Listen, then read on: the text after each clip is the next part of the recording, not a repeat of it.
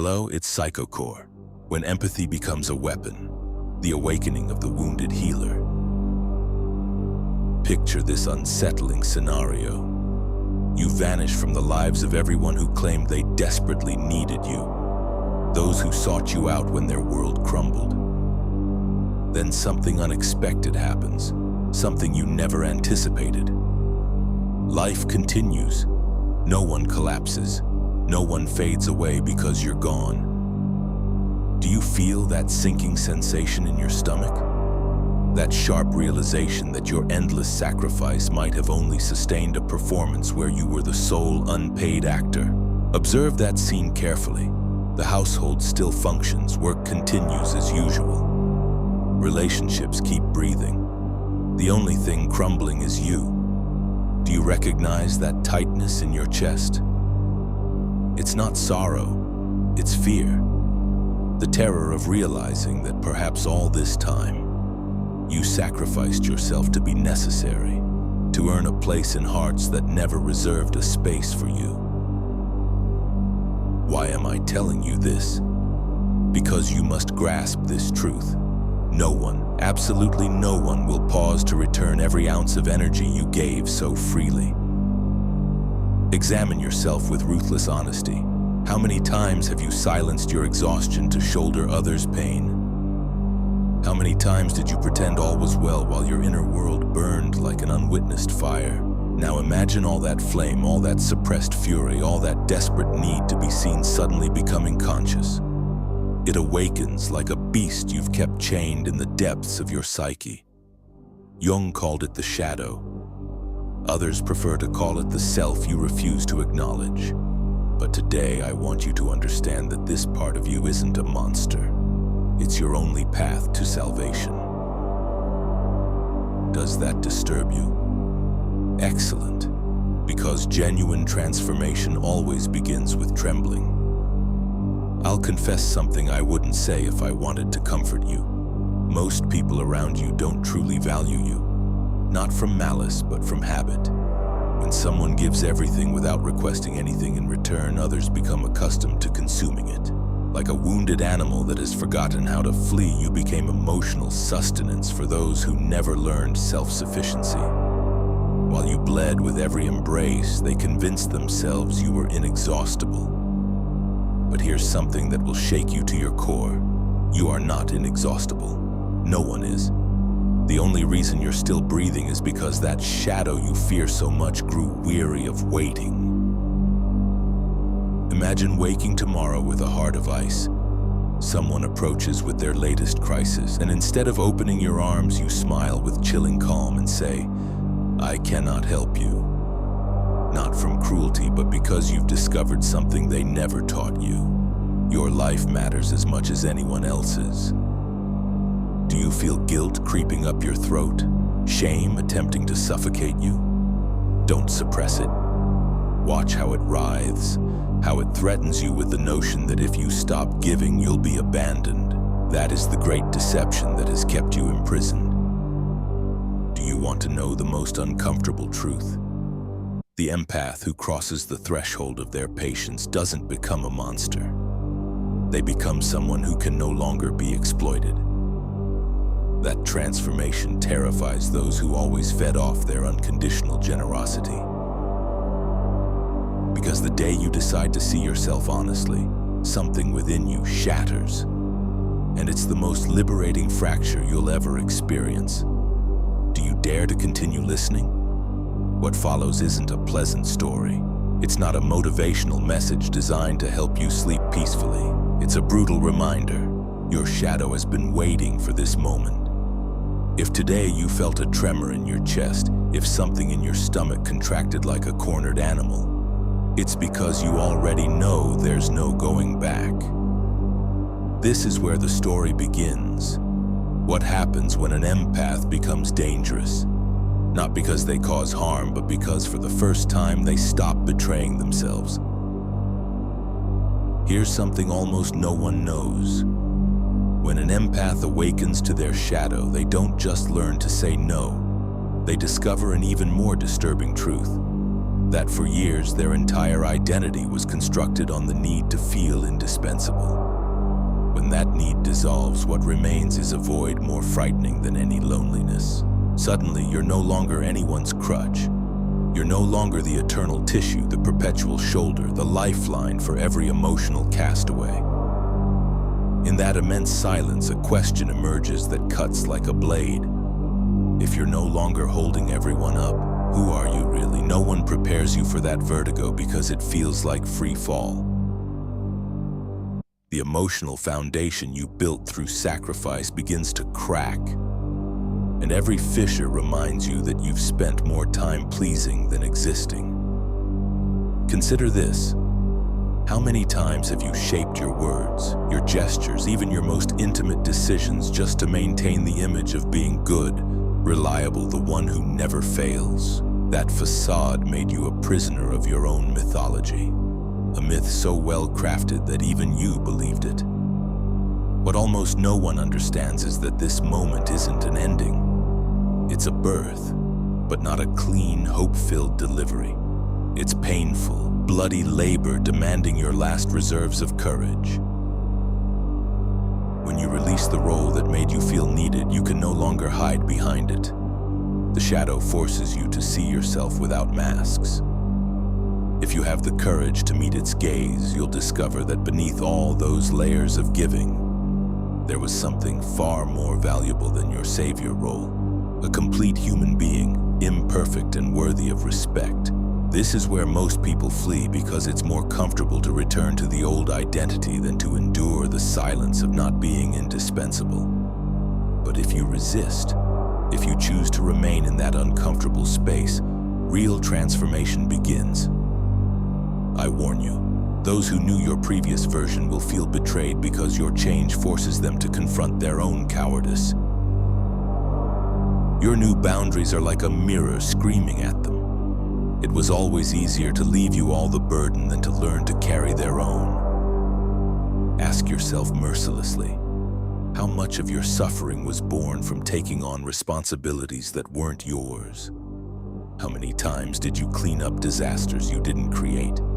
How many problems did you swallow with a smile that only served to mask your exhaustion? If you dare to be honest, the answer is that you became accustomed to existing for others. Each time you did, you traded a piece of your dignity for gratitude that was always fleeting. The cruelest paradox is that now, when you decide to step back, they call you selfish. They say you've changed, and they're right. You changed because you understood something few managed to accept. Loving doesn't mean extinguishing yourself. Helping isn't the same as allowing yourself to be devoured. Being compassionate doesn't mean your well-being is negotiable. The human mind is programmed to avoid rejection at any cost. That's why you gave so much. Because in your unconscious, every boundary you wanted to set seemed like a threat of abandonment. But here's an uncomfortable truth. The person who only accepts you when you give yourself completely never valued you. They only used you. This is where the empath stops being a martyr and becomes someone dangerous, because now they know how to distinguish between genuine affection and dependency disguised as love. Here arises a new dilemma few recognize. When you begin setting boundaries, you must also learn to endure the void left by all those relationships built on your sacrifice. Some friendships will crumble. Some family ties will strain until they snap. In that silence, you'll feel like you're losing everything. But it's not true. You only lose what was never authentic. What remains with you after your transformation is the only thing worth keeping. This is where individuation begins, the process Jung described as the journey toward your psychic wholeness. It means daring to be yourself without asking permission. Many fear it because their entire identity is sewn to others' approval. Not you. You felt the edge of your own shadow and understood that authentic love is only possible when you're no longer willing to sell your soul for an embrace. Listen carefully, because this is important. You're not obligated to hold anyone up. You don't have to heal others' wounds at the cost of opening your own. You mustn't sacrifice your peace just because others never learn to manage their chaos. The fact that you're sensitive doesn't make you responsible for fixing everything that breaks around you. This is the new chapter that begins when you dare to step back. You learn to observe others' suffering without letting it consume you. You discover you can be compassionate without becoming a martyr. Above all, you understand that no one, absolutely no one, has the right to judge your decision to protect your well-being. Imagine a future where you live with the serenity of someone who no longer needs to prove anything, where your presence isn't based on obligation but on choice, where your help isn't born from guilt but from the sincere desire to share what you have in surplus, not what you lack. That future exists, but only if you have the courage to cross the border separating the empath who sacrifices from the empath who respects themselves. I warn you, those who knew you as eternally available will try to make you return to your old role. They'll call you cold, distant, ungrateful. Don't listen. Their desperation isn't about your absence. It's about the mirror you now hold before them, reminding them their comfort always depended on your deterioration. Today, in this very moment, your true path begins. The path of an awakened empath. And you will never be the same again. Now observe something almost no one mentions. The metamorphosis of an empath isn't limited to setting boundaries. It goes much deeper. When you decide to stop being everyone's safety net, you're forced to face the silence that emerges when the noise of others' demands disappears. That silence is brutal because suddenly you have no excuses not to examine what you've postponed your entire life. You can no longer distract yourself with problems that aren't yours. For the first time, you face the question you always avoided. What do you want? What dreams have you sacrificed to keep others' castles standing? The answer hurts because most empaths live deep down with the feeling of having betrayed their own existence. In that arid territory, you start noticing a curious phenomenon. The loneliness you feared so much isn't as terrible as it seemed, because it's no longer loneliness filled with others' screams. It's a clean space where your thoughts can breathe. Gradually, you begin discovering desires that were sleeping beneath layers of sacrifice. Perhaps a talent you never cultivated, maybe a passion you considered selfish, or simply the legitimate need to live without being anyone's emotional crutch. Here begins a process few have the courage to undergo, rewriting your identity. When you're no longer the one holding everyone up, you have to learn to hold yourself. That demands courage, unlike the kind face you projected. The courage to see yourself without disguises, to admit you've been running from your own life while dedicating yourself to repairing others' lives. Consider this detail. Society adores empaths when they're docile, predictable, available at all times. But the moment one decides to prioritize themselves, the entire system reacts with rejection because a conscious empath is dangerous to all who benefit from their docility. That resistance isn't personal, it's the automatic reaction of those who prefer you remain asleep, useful, and manageable. But the most fascinating thing happens when you stand firm, when you don't yield to tears of guilt or threats of abandonment. Then something occurs that no one tells you. You start attracting different relationships, connections that don't feed on your sacrifice but on your authenticity. People who don't demand you bleed to deserve a space. That quality of connection is so powerful, so unfamiliar that at first it frightens you because you don't know how to relate without feeling you must pay with your emotional wear. Here's a deep lesson you'll need to assimilate. The guilt that invades you when you prioritize your well-being isn't yours. You were taught it. It's cultural residue that glorifies sacrifice and demonizes self-worth. You're programmed to believe that love means giving yourself until you disappear. But that's not love, it's submission. The day you understand this difference, something within you awakens with such crystal clarity that you can no longer betray yourself. Look around lucidly. How many people do you know who live enslaved by guilt?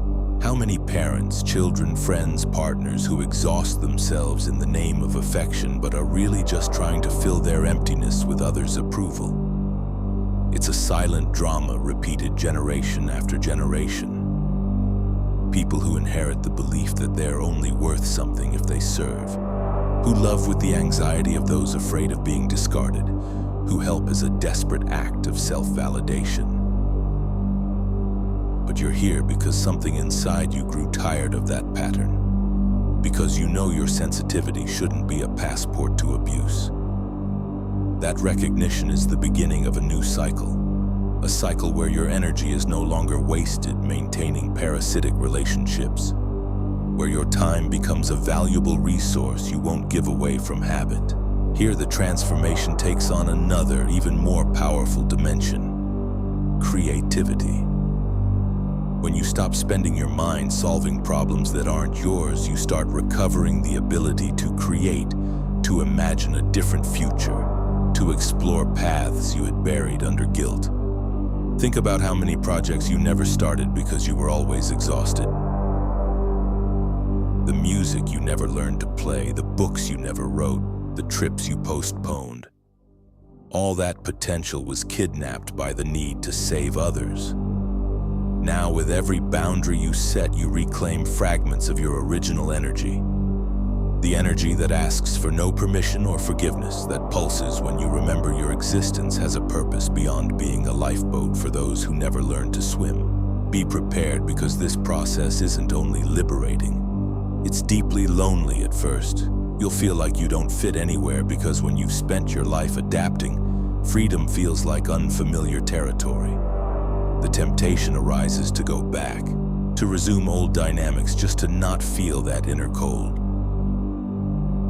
If you reach that point, remember this: that feeling of emptiness isn't a sign you're doing something wrong. It's proof that for the first time, you're doing something authentic. The most paradoxical thing is that the further you go on this path, the more you realize you don't need everyone to understand you, that your worth doesn't depend on anyone's gratitude, that your dignity is non-negotiable. Then something miraculous happens. You learn to love yourself with the same devotion you once reserved for others. This is what no one told you. The true strength of the empath isn't their ability to feel for everyone. It's their ability to feel for themselves without apology. If you've come this far, if you've endured the shake of this truth, you have before you a horizon that once seemed impossible. A horizon where you're finally free to exist without disguise, without debt, and without fear. As you listen to these words, I want you to do something you've never allowed yourself before. Take a deep breath and feel your own presence. Not the presence that exists for and because of others, but the one that's sufficient unto itself. That non-negotiable energy that lives in your chest, that needs no recognition, no applause, no martyr role to feel valuable. Here's the final secret no one tells you. The empath who awakens to their shadow, who rebuilds after the storm, doesn't just learn to say enough. They learn to honor their existence as a revolutionary act. If you've reached this point, if you're still with me after so many uncomfortable truths, I want you to know something.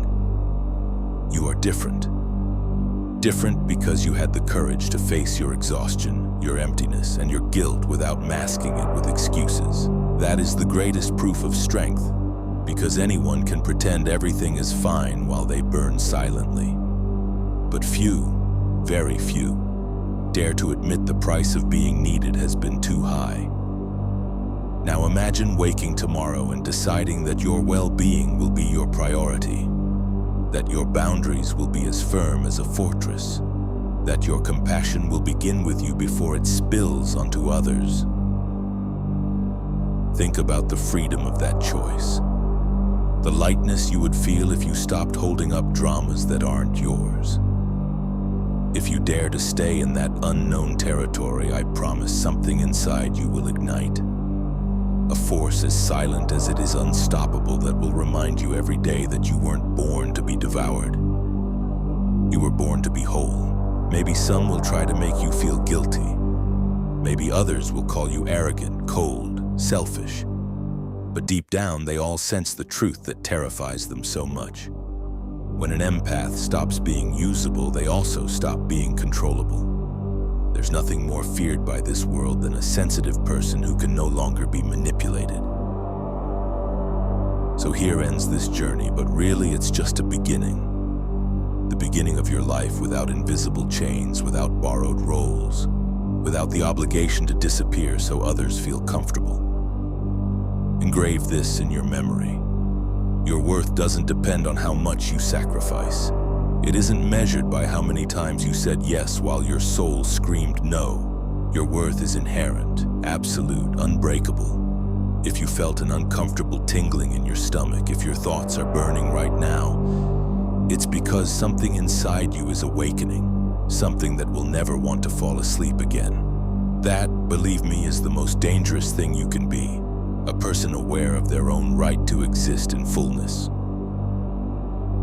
Before you go, write this phrase in the comments today.